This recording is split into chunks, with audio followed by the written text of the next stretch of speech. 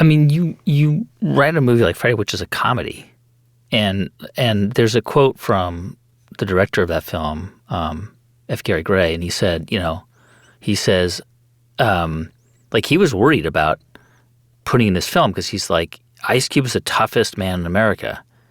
How do you take this guy delivering these hard-hitting like lyrics and putting him in a comedy? Because it's like incongruous. People are gonna be like, wait, this guy in a comedy?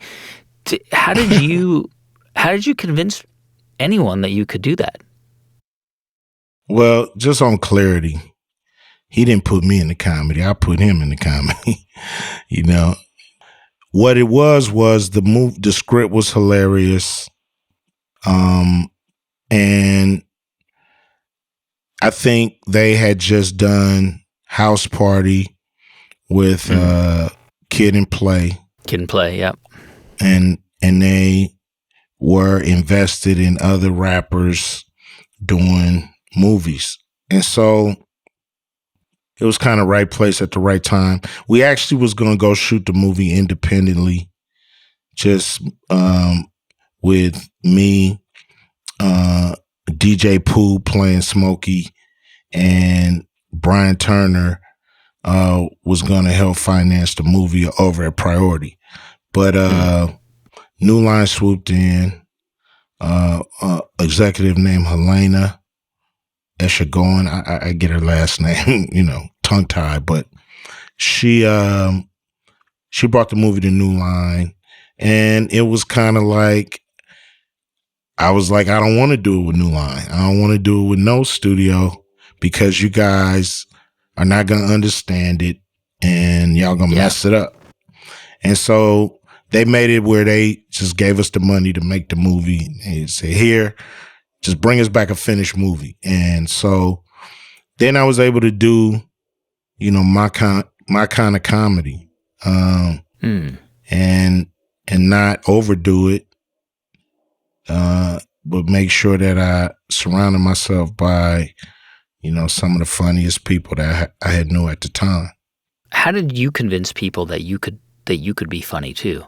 Of course, it was a chance on the first movie.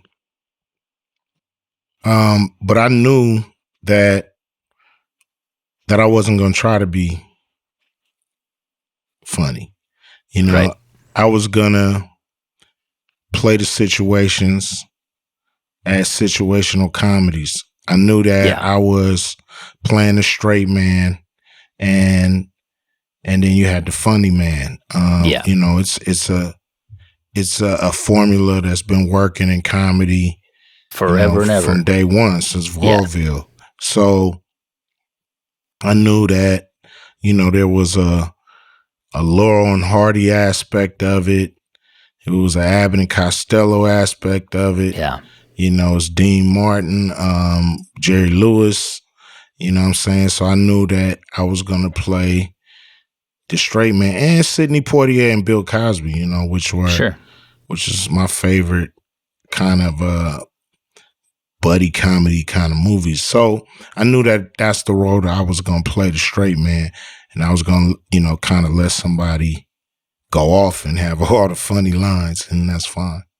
I want to go back and ask you about a song, because, I mean, you're sort of the world that you inhabit is so diverse. I mean, you do so many different things, and now you're deep into the movie world. But I want to go back to a song that you've described as your favorite song that you've ever written. It Was a Good Day. Was that your favorite song still to this day? It's my favorite song because just like Friday is outside the box of what people expect of me. It's a song version of Friday if you really look at it. And so, I don't want you to read a book by its cover. I don't want you to look at me and think you know me and know what's going on. I don't want you to think you got me figured out. You can't angle me up because I have no angles. So I love the song because a lot of people told me not to do it. A lot of people told me, yo, this is not an Ice Cube song. And I'm like, if I'm doing reality rap, why can't I rap about having a good day if that's my reality on this day? Yeah. So I want to be true. I don't want to be just a tragedy rapper. I want to be a rapper that talks about what's real to everybody. Yeah.